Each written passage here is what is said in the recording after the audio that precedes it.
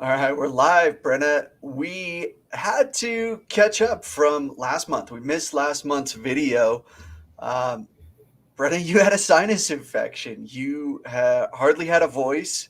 Wasn't a conversation we were going to be able to really have. So, No. uh, one, for those super concerned, how are you feeling? Well, I'm feeling much better. I got sick the week of Easter, lost my voice, sounded like a frog. Finally got some antibiotics and feel like a human. So we're on we're on the right path. Uh, Yeah, it's good. Well, now on a personal note, we're kind of coming down to the wire here with new baby number two on the way. So, Yeah. um, obviously, we're definitely excited about that. Can't wait. A little less than 30 days. But for those who tune in regularly to hear our update, uh, are they just going to have to wait and see for 3 months while you're out on maternity leave? What's going on with our Denver metro market? Yeah, so my colleague Anthony Meisner, who you've talked to about cryptocurrency, he's actually going to step in. So he is fantastic, very well versed on the Denver market. So obviously a little bit different of a dynamic, but that'll be kind of fun. But he will be taking over June, July, and August. So um, you will not miss out on riveting content of the Denver real estate market. Yeah, so right, let it. This is the last one for a couple of months as you get to see Brenna and hear her insights as to what's going on in the Denver metro market. So we're gonna make it a good one. Yeah. We're gonna make it a real good one. Excited that spring and summer are here. I know that you're not a cold weather gal, No. so as summer heats up, so does our real estate market, right? I've Yeah. I've heard that two things get planted in the springtime. We get flowers and we get real estate signs. So what's going on with the Denver metro market? Yeah, I just shared my screen, so let me know when you can see it. Yep, I've got you up. Okay. So it's a little bit interesting. I feel like I've been using that word a lot to describe our market as of late. Because oop, um there's just a lot of things happening. We're coming off of this kind of the COVID couple of years that have been uh very interesting, not following our typical trends. It's from, about 2012 to 2019, our real estate market was very, very predictable and we had the ebbs and flows, but we knew what was going to happen. We knew what to expect. And then 2020 hit. That was crazy. But even 2021 kind of wrote its own rules. So we're trying to come back into some semblance of normal. But we have this extreme deficit in active listings, which we've talked about month over month over month over month. And as you can see here, we're almost at 3,000, which is almost triple where we were at our lowest when we were just above 1,000 homes. So that's fantastic that our active listings are coming up. We're still way below where we need to be, but we're moving in the right direction. But truly, the biggest outlier, the biggest kind of wrench in this whole thing right now is interest rates. So we've almost doubled, and in some ways, in some places, actually doubled from where we were this time last year. So that partnered with double digit appreciation is really making affordability the big topic. People that were approved for a certain amount last year, coupled with interest rates, like buying power has just really shifted, and strategy is shifting with that. So it's really interesting because, Matt and I were talking earlier today about feeling a little bit of a shift and a little bit of a cooling. And again, we use that term, it's all relative. From 150 to 130 miles an hour, we're not talking about slamming to a stop or the bottom falling out, but we're starting to notice some changes. But then when you look at the numbers from April, it looks like we're just off to the races. So it's a little bit of a dichotomy there, and things are shifting just in little bits as some outside factors play a role in it. So I think just keeping track of what's happening on the the overall market, but really diving in as much as we can to the individual markets. We're seeing really different stories in specific markets. Looking at the average price point here at 816, don't, I mean, that's scary. That's a lot. But Adams County, the difference between Adams County and Arapahoe County is 300,000 plus. That's a massive spread. So yes, we look at Metro Denver on the whole, and this is great data, but really diving into where you're looking to buy or where you're looking to sell is going to tell a different story. So as we walk through that, we can kind of point out some of it. Um, but yeah, we're seeing that average sold price hit an all-time high for Denver. 3.4% increase month over month, year over year. It's like $127,000, and that plays into that affordability piece, especially with the interest rates going the direction that they're going. Yeah, so the interest rates, if you would have told the average person, a year ago, 2 years ago, hey, the average interest rate's going to more than double for homes, what do you think that's going to happen? What kind of impact do you think that's going to happen with the real estate market? I'll bet to a person they would have said, "Oh, it's just going to cause everything to crash, and this bubble's finally going to burst." And that's not what we're seeing, No.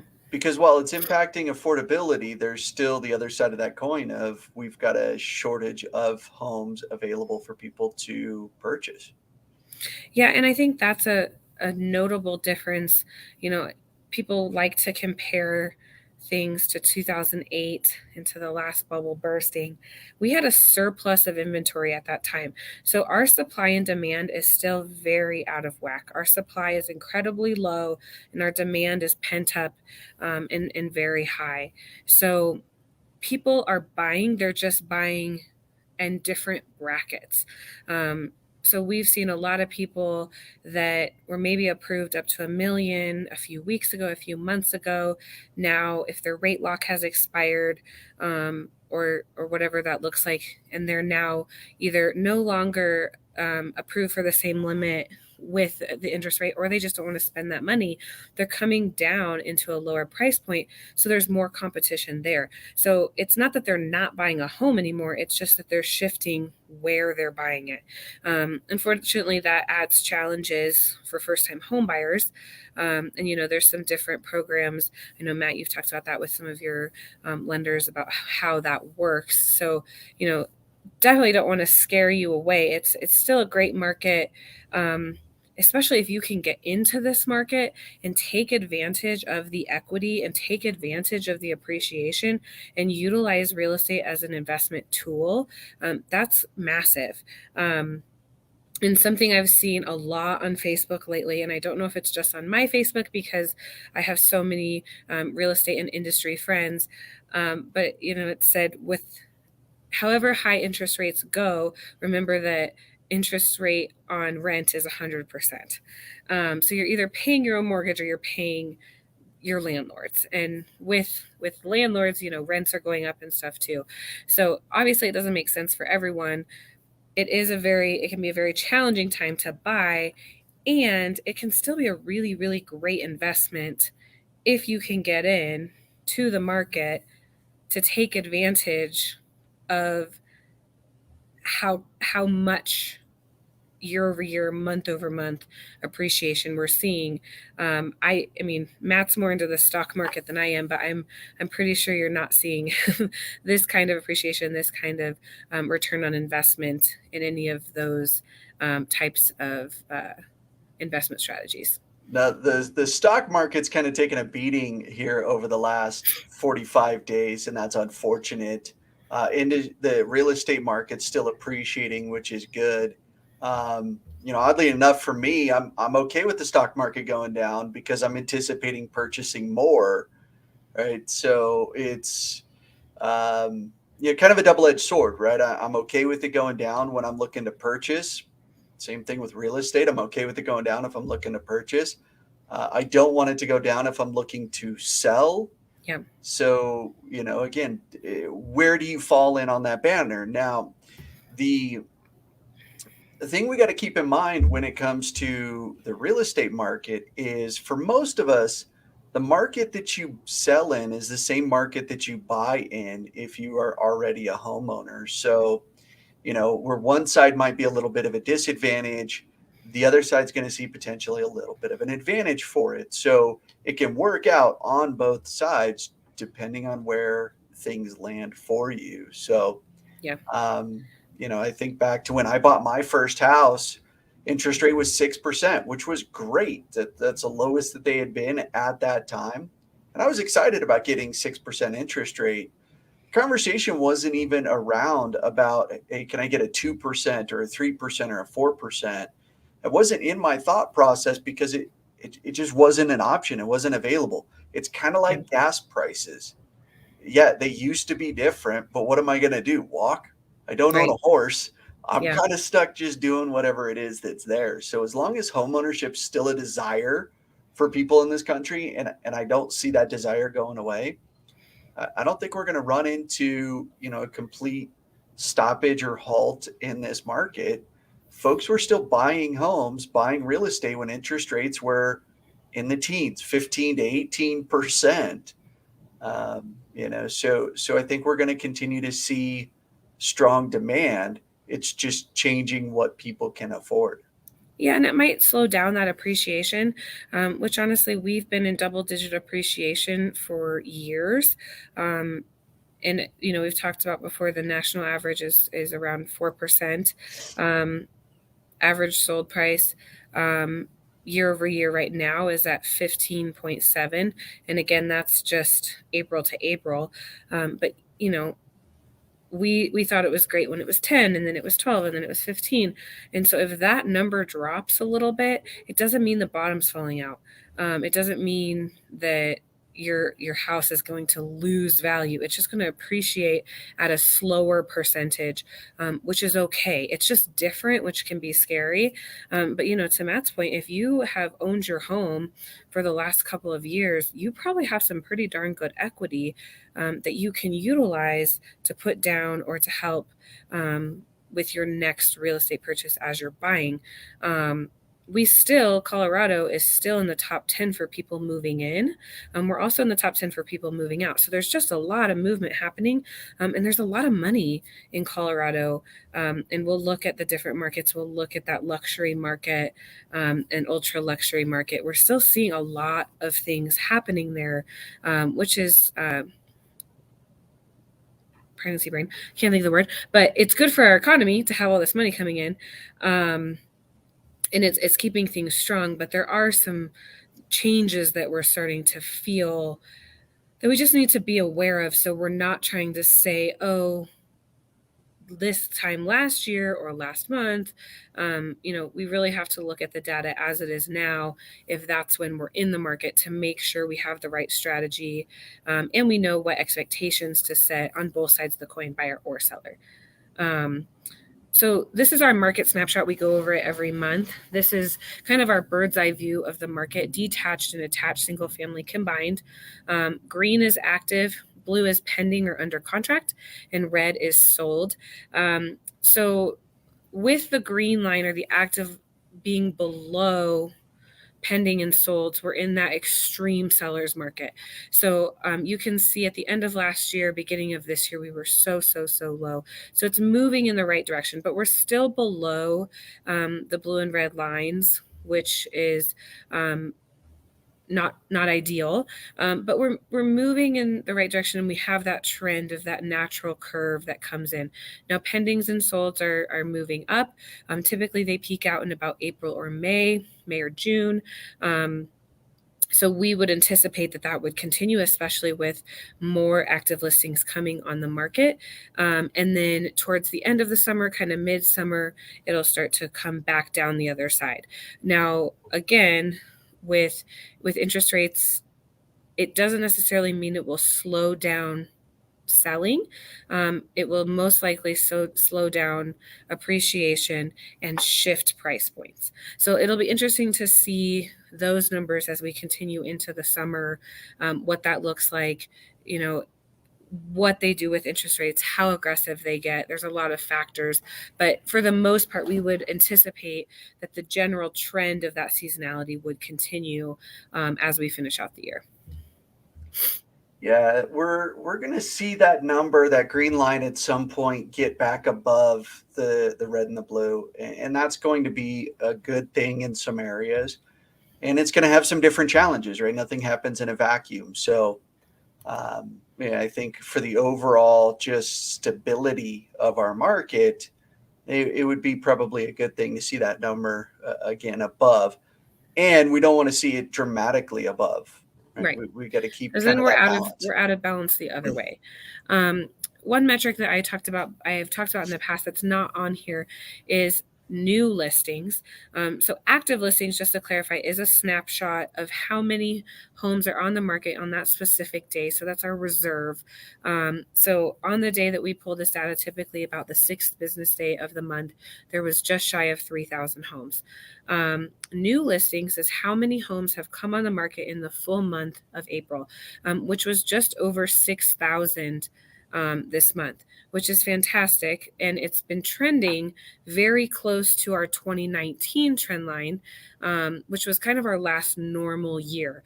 So homes are coming on the market. We just have such a surplus of buyer demand that it's hard to recoup on this reserve. So it's nice to see the active listings come up because that means that more homes are coming on the market than are being sold every month.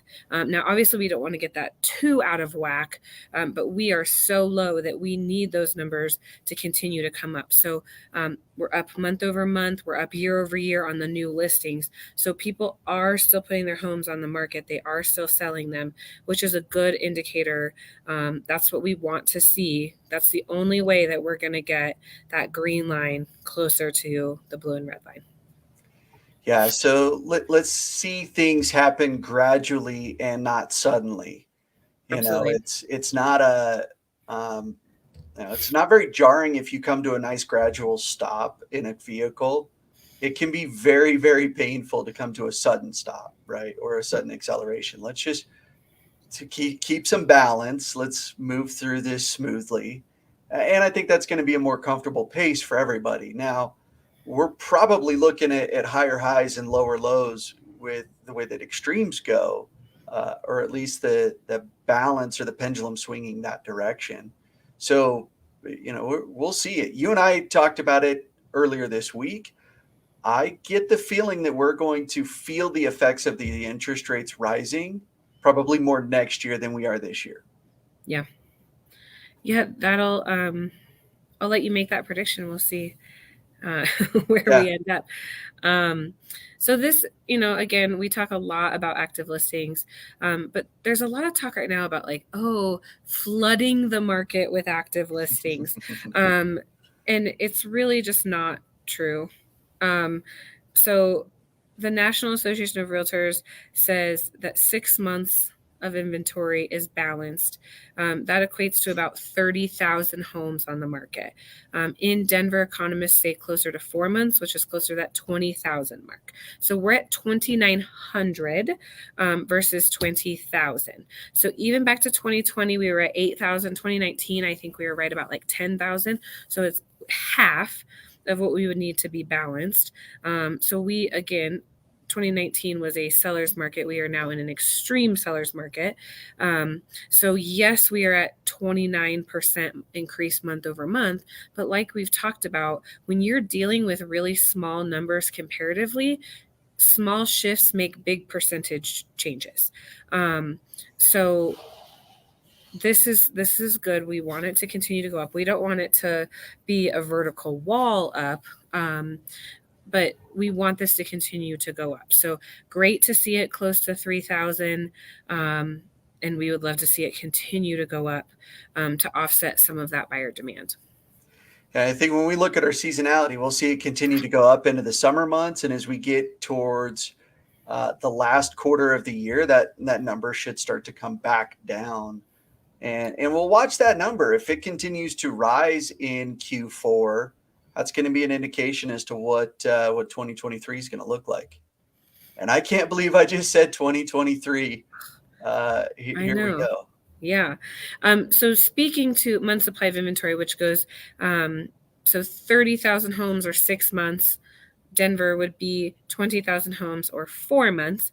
And we have crossed over the 2 week mark. So cheers to us. But we're at 0.6 of a month for active inventory. So that means that if we had the same amount of buyers in the marketplace and no new homes came in the market, it would take us about 2.5 weeks for that supply to dry up. So obviously that's not enough. We want more. But again, it's moving in the right direction. So we'll take that. And it is an increase of 30% month over month. So we're used to seeing this in the summer months. Grass looks better. It's not so cold. Daylight savings time. It doesn't get dark at 4 p.m. There's a lot of different factors why people sell and buy more in the spring and summer months. So we're used to seeing that. We would anticipate that this would continue for another month or two, and then it'll kind of come back down the other side. It's just starting from a lower point than we want to, even though it's following the seasonal trend lines that we're used to seeing. Yeah. Yeah. So again, not much just changing. Low supply of inventory, markets moving quickly. Very quickly. That's that's that's the same song and dance we've been talking about here for. We've been doing this 2 years. Yeah. Yeah. So it's kind of shocking in some ways that things are moving so quickly, because I've also heard, talking to different people in the industry, of homes sitting a little bit longer, or maybe not getting as many offers, still getting very aggressive offers, but not as many offers. So seeing that this number has dropped from 11 and a half to 8.5 in 1 month, it's speeding up. It's interesting to me, as far as that goes. But the bottom line is that things are still moving incredibly fast. I think a lot of people too in April were trying to get in before another rate hike. The uncertainty of that, the interest rates, either makes people move very quickly or it stalls people out. So we're kind of seeing that as well. So as we come into May, and what that looks like, things may slow down a little bit, but it's also good to look at the different counties, how fast they're moving, and then we'll look at a different graph as to even specific price point, which is more telling, especially kind of the swing of difference between 500 and 700,000. You have several day difference. Again, relative, all very fast historically. In 2020, 2018, we were in the 20s. So being at 8, the difference between 8 and 10 days, it's significant, but it's still fast, no matter the way you look at it. But just taking into account those differences depending on what market you're looking into. Yeah, the hyper local impact of the real estate market is interesting to see because you look at Broomfield County versus Adams County or versus Jefferson County, and you can see a dramatic difference in there. And we also see sub pockets of, okay, well, the attached market's a little bit stronger here, or this price point, homes are moving at this pace, but it's a little bit different for this neighborhood Mm-hmm. specifically, right? And we see that over the last couple of years in Arvada in particular, right? I think between Leiden Rock and Candelas, there's both very similar kind of communities, but there's a difference there between the two on average days on market, the supply of inventory. So, and we find those sub markets within as we come down from this 30,000 foot view into where your local market is, and that matters. Well, and, it's important because on the seller side, statistics show that you're going to get the most money the majority of the time in the first 7 days of listing. So this is even with demand being so high, buyers still are aware of value. And especially with interest rates going up, they're having to stretch their dollar more, or they're feeling that impact. So they really understand the value. And there's a lot of psychology that goes into like pricing and different things like that. So as a seller, it is so important for you to price your home within the market and not be overly aggressive. And you'll end up more times than not netting more than just saying, oh, well, I can list my house for whatever I want, because those buyers know they understand more than you think they do. And from the psychological standpoint, if they already see it's overpriced, and in this market we're telling them they're going to have to pay over, then they're seeing that many dollars and you're losing value. Um, Yeah. so pricing it correctly the first time for your sub market, and today, not last month, not last summer, for what's happening now, is incredibly important. Um, and on the buy side, if you see a home in most cases that's been on the market for longer than a week, that might be an opportunity for you to get in with less competition, because it is very, very quick that homes become stigmatized with what's wrong with it if it sits on the market for too long, which unfortunately there might be nothing wrong with it except for the seller missed the mark on the price point. As a seller, you don't want that to happen. As a buyer, take advantage of it, um, and maybe you don't have to compete with as many other people. Yeah, we've seen some sellers that have pushed the price point, and they kind of found that they maybe have pushed it right to the Did I lose you? top. Or Oh, can you hear me? I can hear you now. Yep. Okay. Yeah, so we've seen some sellers that have kind of pushed the price point right to the top or just over the top on their pricing. And come Monday, no offers to review after that first weekend. And then the phone calls start coming in from the buyer's agents, or with me personally, I'm proactively reaching out to anybody that showed the home to find out, hey, what was the feedback? What were your thoughts? Any questions, concerns?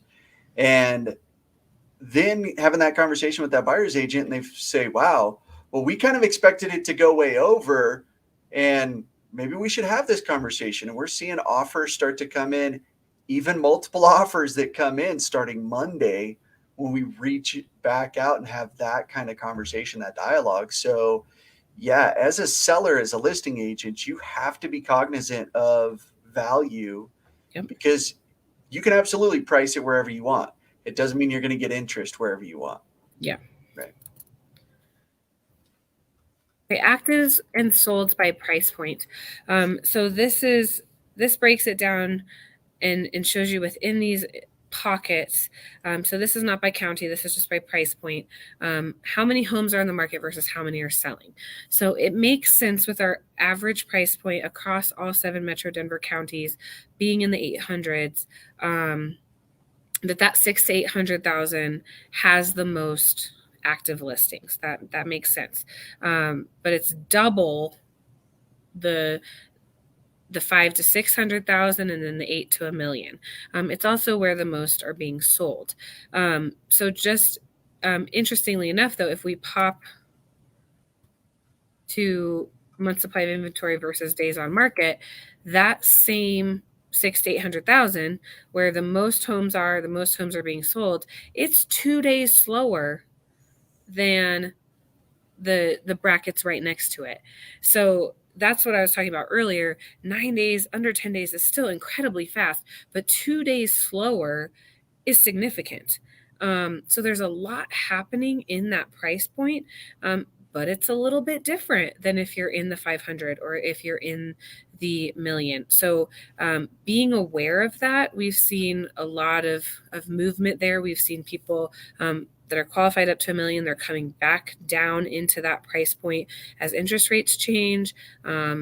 So that's a very interesting bracket in the market that you really need to pay attention to, and just notice that it's just a little bit different, and that strategy potentially needs to shift a little bit.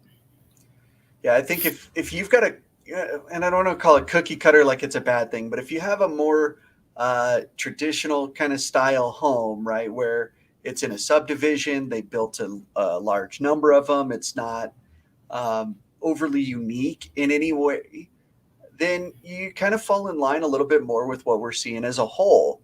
The more unique or varied your property is, right? So either it's really small or it's really big, or it's got a different layout, or it's in an outlier for price points. Well, you're going to have to be a lot more diligent in your pricing strategy and your marketing strategy between staging and photos and everything else to make sure that you fall in line, because the things that start to get more out onto the fringes is where we see more stuff that's sitting around. It's not flying off as fast, and it becomes less applicable. Now, again, if you're a buyer in that market and you can go kind of to those fringe, it doesn't have to be the nice new to the market with the same shaker gray cabinets or white cabinets everybody's after. Then you can get a good deal, right? Yeah, and if we look here as far as average days on market, the quickest market here is the $400,000 to $500,000 price range, which makes a lot of sense because there's not a ton of inventory in that space, and there's a lot of people that are first-time home buyers that's where they are, and so those are moving incredibly quickly. Now we drop down into the 300,000 to 400,000. There's even less homes, but there's also we get a little more of those homes that maybe are a little more distressed or they're more of an investment. And then obviously down into the twos and ones, those sit a little bit longer as they become more across the board of the investors. Investors are all about cap rate and numbers. There's less, if any, emotion when it comes to it. If you're buying your dream home or you're buying a personal home, then sometimes the numbers don't have to be as calculated. And that's where we see there's multiple offers. A lot of times with investors, it's like, nope, these numbers don't make sense, pass. So things can potentially move a little bit slower there. So that's why that divot kind of happens. But that 400 to 500, if you find those homes in there, they're flying like hotcakes because that's there's not a lot there. Yeah. So, right, find the homes in that $0 to $300,000 price range, or 3+ million. Right, if your budget's there and you're looking for that kind of house, give me a call. Still give me a call at the 0 to 300s as well, right? But we've got those opportunities there where they're just not as abundant in other price points. And some of that, if you can find the right home and do some sweat equity and still take advantage of the appreciation that's happening across the market, then that's hugely beneficial. So I know that doesn't make sense for everyone, but if all you have to do is paint and put some carpets in or whatever, and you have the capability of doing that, maybe you don't have to put as much down because you're not competing as much in those different those that different price point, and you can utilize that to make some repairs, then you are really upping your return on investment as months and years go by. So just kind of a different strategy. Obviously doesn't make sense for everyone, but kind of thinking outside of the box for how do I get into this market and have a great home, maybe not one that's turnkey from day one that I move in. Yeah, it's interesting when I look at working with a particular client here. We were out looking at homes over the weekend, and they really liked two homes. One of them was all nice. It was well done. It was done up the way she would do it if she had done it on her own. Now, the other one, a little outdated, well kept and taken care of, but didn't have the same updates for the floors, the paints, the cabinets, etc. Now, they were both about the same price point. And when I talked to the listing agent on the one that was updated and super nice, it had already gone about $60,000 to $70,000 over list price versus the one that she was looking at. Now knowing the work that it was going to take to the other one, it wasn't going to need $60,000 to $70,000 worth of work to get into that same caliber or that same kind of finish. So she's going to be able to walk into more equity forced appreciation because of the work that she's going to do. By the time it's done, right? That other home's a similar comparable. Yeah.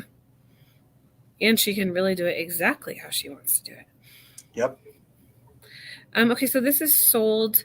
I thought we would hit 5,000 in April. We are just a few shy of that. Typically, we don't see the 5,000 mark until May. Last year, we hit it early in March. So this is not alarming. We're still selling quite a bit of real estate here, but we're just trending a little bit closer to like the 2019s and prior versus last year when we just were fast and furious. Pretty much from the word go. So we've been a little slow on the uptake here. People are what's going to happen with interest rates? Are we going to go? Are we not? Are we going? Not? Um, and supply chain issues, different things, the state of the world, all of the things play a factor here. But the solds is still strong.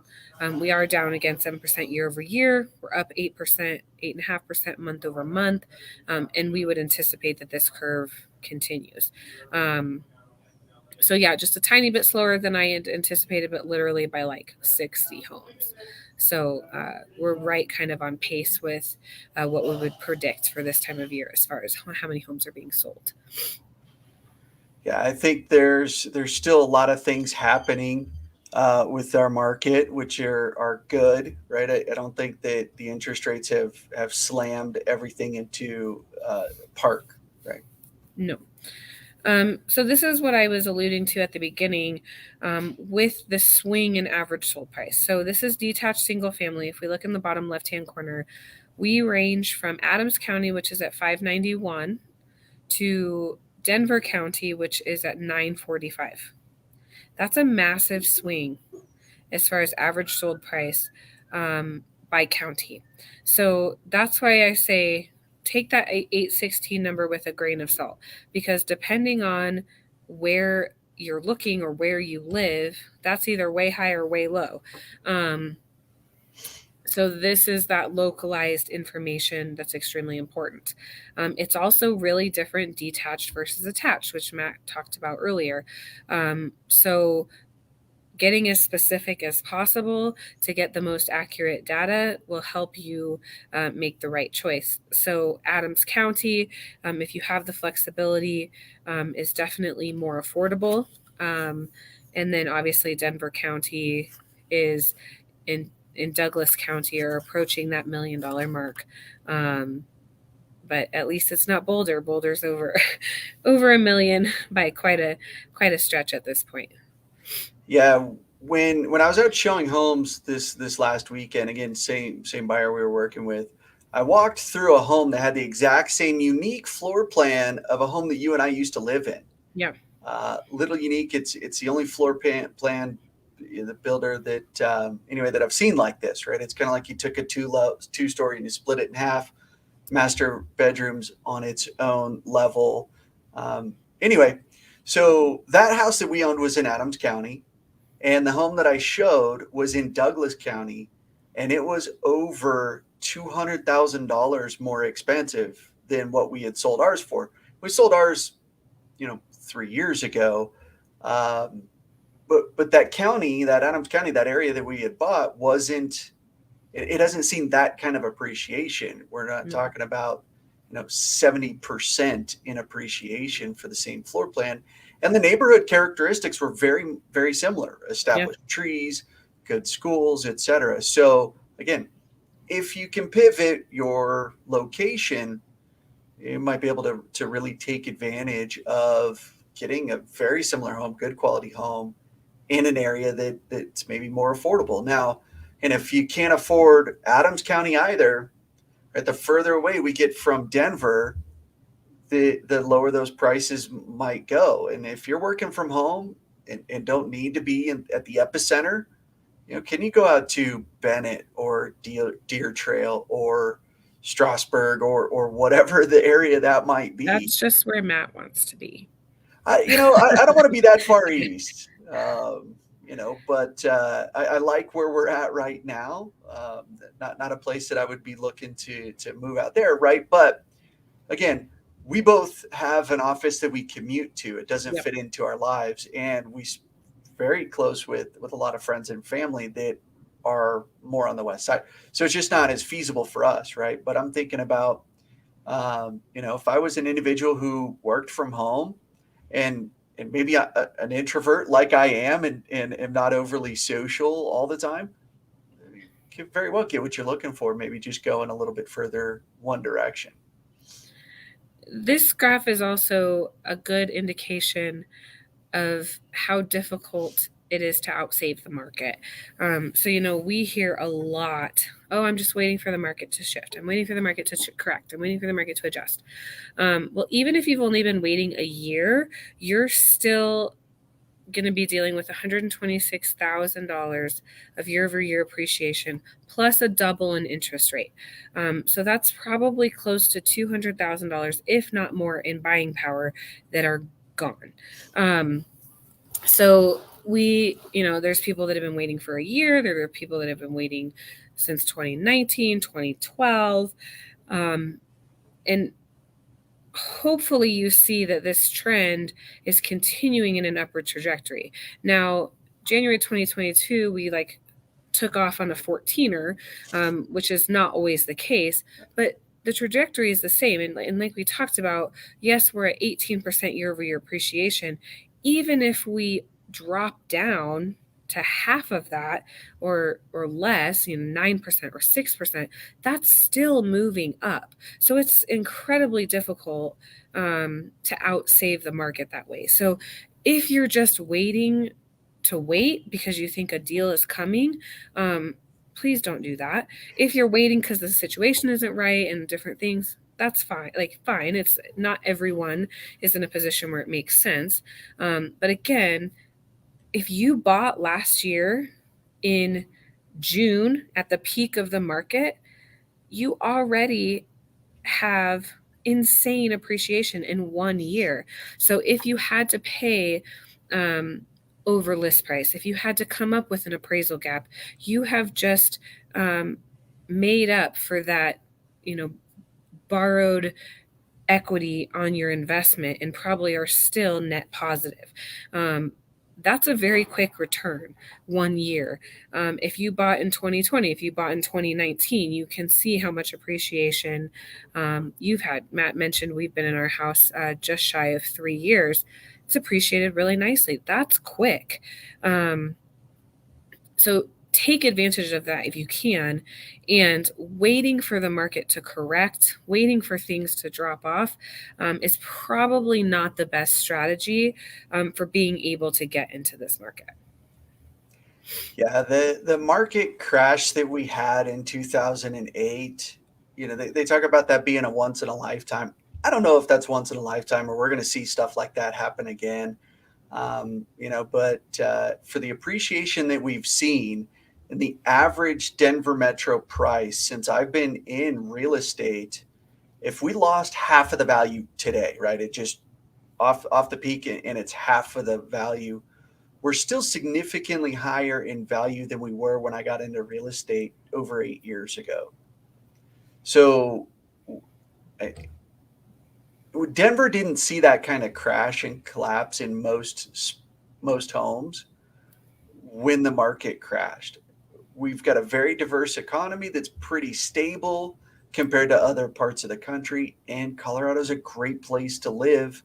The secret's out, they're coming. Even if the market continues to go down somewhere else, I don't anticipate we're going to see that here. So to your point, Brenna, let's not wait until the perfect scenario because you're never going to be able to time it when it's perfect. And when it starts going down, you're going to be afraid that, oh my gosh, it's going to go down further, or I'm Yeah. just going to wait till it bottoms out. I don't know. And then it'll be back up again. Yeah, I don't know that it bottomed out till after the fact. I don't Absolutely. know that we're at the peak today. I don't believe so. I believe we're still going to continue to go up. I don't think there's a bad time to buy the right piece of property. I think it's never a good idea to overextend and get into something that you can't manage. Right. Right? So attached single family does look a little bit different. We actually did have a month over month decrease of just about 1%. And we're still up 51% year over year. So, or I'm not sorry, $51,000 year over year, 11%. Um, so we're still way higher. It's just things are kind of balancing out a little bit differently in that attached market. We took that massive increase in the early part of the year with more homes coming onto the market, more homes being sold. And so they're just coming down a little bit. So nothing to be terrified of, but it is a little bit different of a story than we're seeing in detached single family. And then again, you can look here at the different areas and what's happening in your specific county. Now, Denver County attached has been kind of the softest market over the last year or so. It was the slowest to come back from COVID. There's been some other issues with increased crime and drugs in the downtown area that have deterred people in some capacities from being down there. But now Denver County came in at $89,000 over the average sold price. So it's bouncing back.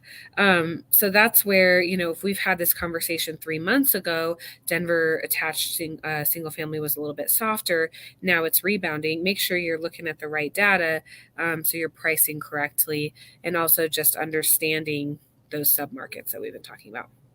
Well, and the difference between last month to this month for the attached market, it very well could have been there were several uber luxury attached properties that closed last month Yep.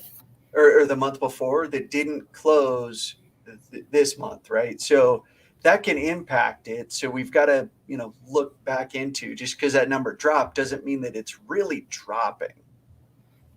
Yes. Yeah. I mean, we didn't see it come down the other side of the cliff, and we'll see kind of what it does in May. But it's nothing overly alarming. It's just something to be aware of. So this sold to list price is high, 107% sold to list. So that means that homes are selling for 107% of their list price as an average. So we're seeing some way above this, we're seeing some below this, but 107% as the average is a historic high. So as you can see, 2020 we hit close to 100%. Then last year, 2021, we went gangbusters and we're up close to the 106%. And then this year, we're still climbing at 107.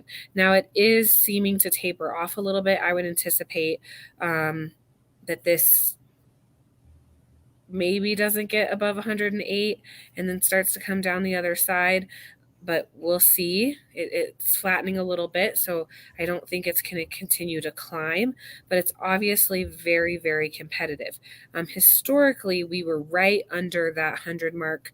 We'd be at like 98, 99% sold to list, and then it would just kind of kiss that 100% mark at the peak of the season and come back down because of the supply shortage in active inventory. So that supply and demand mismatch, obviously things are competitive, and that's why we're seeing this sold to list price. But as a seller, be aware that things are, yes, they're still incredibly high, but they're not picking up speed anymore. They're slowing down. So don't be behind the wave. If you're boogie boarding or surfing and you are behind the wave, then you're not going anywhere. You want to be in front of the wave or right in the wave to be able to get the most momentum forward.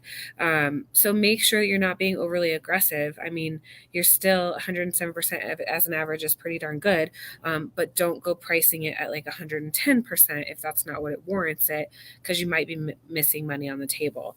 And again, breaks down the different percentages sold to list price by price point.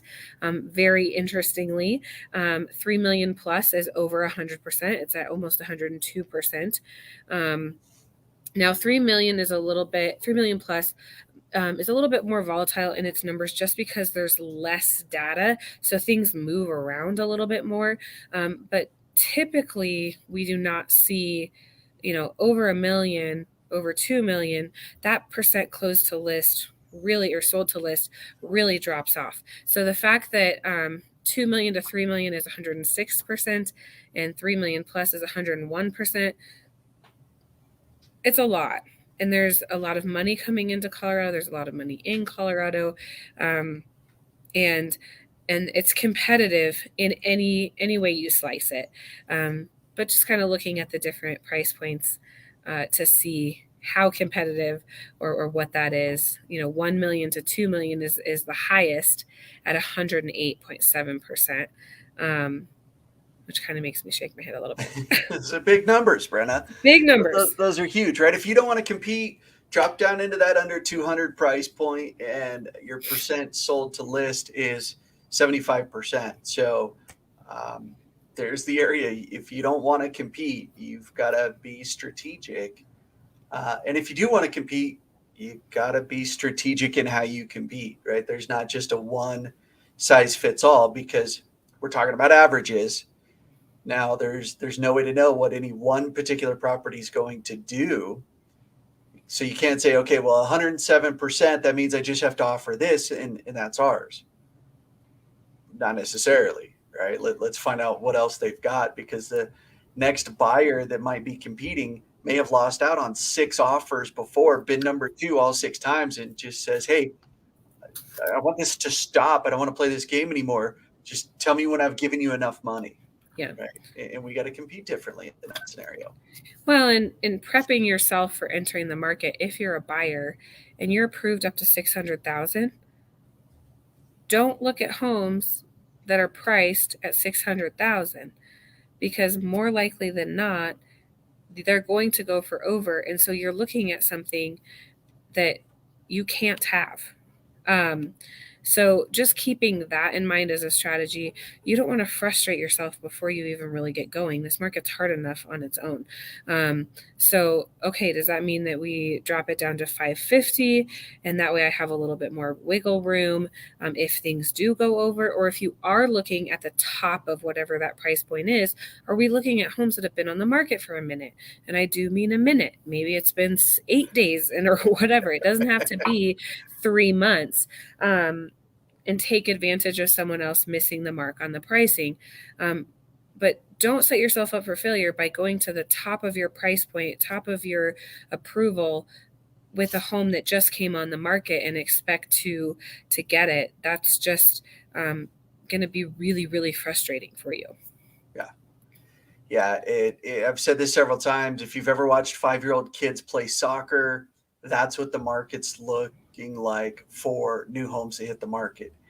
Everybody in the field, everybody that's playing, is chasing that same single soccer ball. So if you don't mind spreading out, looking at things a little differently, there's opportunity there, right? Or you just got to be really aggressive. If you're going to be the one kid in the group that's got the ball, it'll be very aggressive to get it. Brenda's throwing elbows to make sure she's got elbows. it. Yeah. Elbows, hips, the kitchen sink essentially got to be thrown at it. So yeah, you don't have to be aggressive. You just have to know the different strategy based on what you're comfortable with. And that's really why we share this data, is not to scare you, not to intimidate you, but just to give you some information so you don't feel completely overwhelmed. You understand what you're walking into and what your options are, and what the different pathways are. So if you want more information, if you want that localized data, we can get it even more specific than what we've talked about today. So reach out to Matt. Even while I'm out, we can get that data for you if you want to review it with us, and just so you really understand what's going on, what things look like, or just if you're interested in, hey, what is my neighborhood doing? It's just good to know and not always buy into every social media headline or article or things like that can be not quite right. Yeah, without a doubt. We want to be the source of real information. We want to be the source that you go to make sure you get the facts. You just consider us, hey, it's just the facts. Sometimes I throw out the opinions. Brenna doesn't like to forecast. I'm okay doing it every once in a while around things that I'm at. And then again, we'll come back and see, hey, how correct was Matt?